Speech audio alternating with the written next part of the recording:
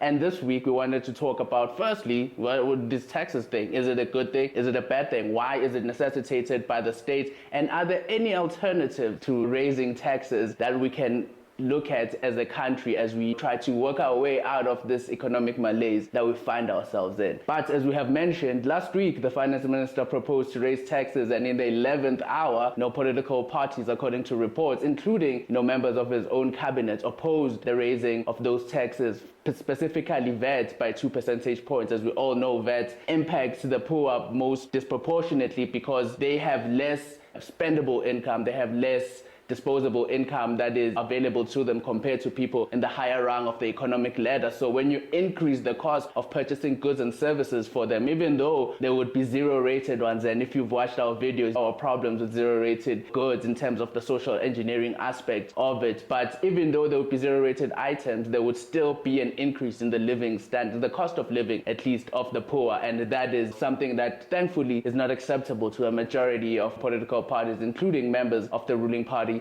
itself. But what are the alternatives? Because the reason the government wanted to raise VAT is because they are in a hole. We are running a budget deficit, meaning that we have spending obligations that far outstrip the revenue that SARS collects from taxes, right? So the government has to do something. It's either it increases taxes or it cuts the spending so that it equalizes to the revenue that it collects. And it seems like the government was not quite willing to cut spending.